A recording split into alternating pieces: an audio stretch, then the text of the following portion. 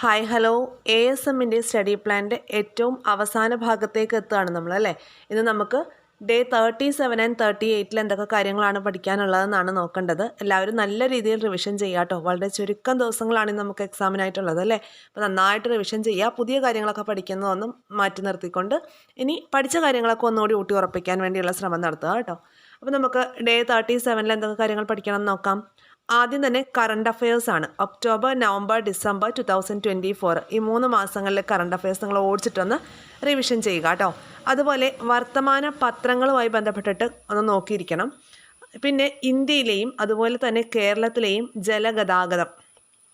ജലഗതാഗതവുമായി ബന്ധപ്പെട്ട് പറയുമ്പോൾ കൊല്ലം മുതൽ കോട്ടപ്പുറം വരെ അല്ലെങ്കിൽ കോഴിക്കോട് വരെയുള്ള ജലപാത ഏത് എന്ന് ചോദിക്കുമ്പോൾ നാഷണൽ വാട്ടർവേ 3 എന്നാണ് ഉത്തരം എഴുതേണ്ടത്. അപ്പോൾ നാഷണൽ വാട്ടർവേ 3 ഇപ്പോൾ കൊല്ലത്ത് നിന്ന് കോഴിക്കോടേക്ക് വരെ എക്സ്റ്റെൻഡ് ചെയ്തിട്ടുണ്ട് എന്ന കാര്യം നിങ്ങൾ ഓർത്തിരിക്കുക. അപ്പോൾ കഴിഞ്ഞ ഒരു എക്സാമിൻ്റെ ക്വസ്റ്റ്യൻ പേപ്പറിൽ national waterway 3 Kollam to Kottappuram എന്നുള്ളത് ഓപ്ഷൻ തെറ്റായിട്ടാണ് കൊടുത്തത്.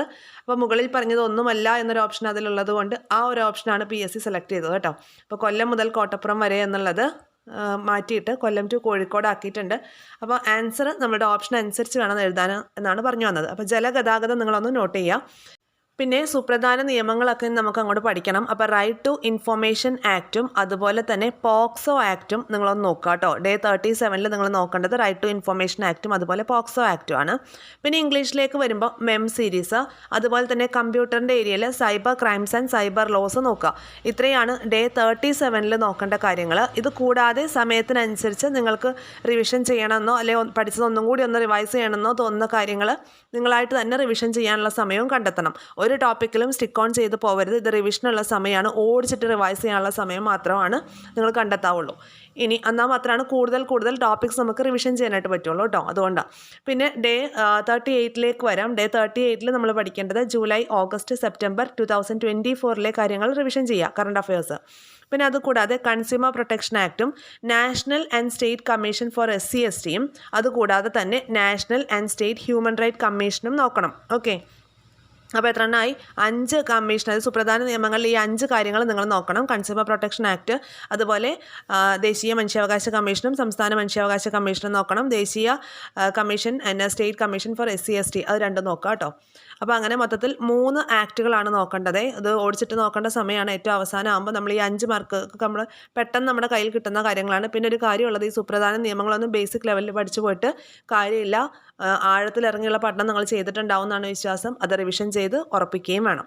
അതുപോലെ മാത്സിൽ ലോസ് ഓഫ് എക്സ്പൊണൻസ് എന്ന് പറഞ്ഞിട്ട് ചാപ്റ്റർ ഉണ്ടല്ലോ, അതിലെ ആ ഒരു ഇക്വേഷൻസ് ഒക്കെ ഒന്നും കൂടി ഒന്ന് റിവിഷൻ ചെയ്തെടുക്കണം കേട്ടോ. കാരണം അത് നമ്മൾ ബൈഹേർട്ട് ചെയ്യല്ലാതെ നമുക്ക് വേറെ രക്ഷയില്ല. അപ്പോൾ ആ ലോസ് ഓഫ് എക്സ്പൊണൻസ് ഒക്കെ നിങ്ങളൊന്ന് റിവിഷൻ ചെയ്ത് ഉറപ്പിക്കുക.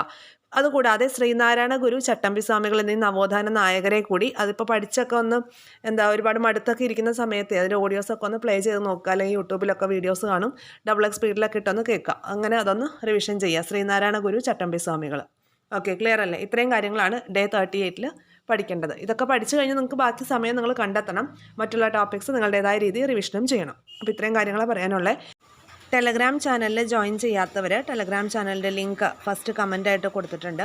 അപ്പോൾ ആ ടെലഗ്രാം ചാനലിൽ കൂടി ജോയിൻ ചെയ്യുക. ഇനി ASMൻ്റെ എക്സാം കഴിഞ്ഞതിന് ശേഷം SCERT സീരീസ് ഫോളോ ചെയ്യാത്തവർ ആ ഒരു SCERT സീരീസ് കൂടി ഫോളോ ചെയ്യുക. ഓൾഡ് ആൻഡ് ന്യൂ SCERT ആയിട്ടുള്ള ഒരു ടോപ്പിക് വൈസ് ആയിട്ടാണ് നമ്മൾ ക്ലാസ്സുകൾ എടുത്തു പോകുന്നത്. ആ രീതിയിൽ നമ്മൾ പഠിച്ചു പോകുമ്പോൾ നമുക്കൊരു റിവിഷന് വേണ്ടുന്ന സമയമാകുമ്പോൾ നമുക്ക് യൂസ്ഫുൾ ആയിട്ട് ആ ഒരു സീരീസ് കൊണ്ടുപോകാനായിട്ട് പറ്റും.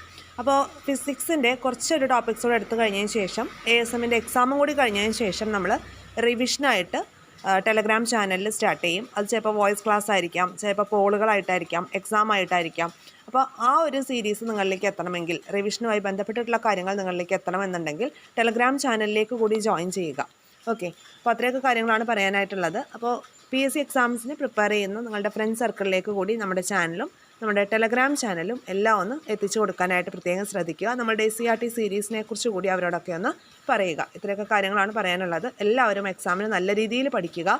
നന്നായിട്ട് എക്സാം എഴുതാൻ എല്ലാവർക്കും സാധിക്കട്ടെ. Thank you all.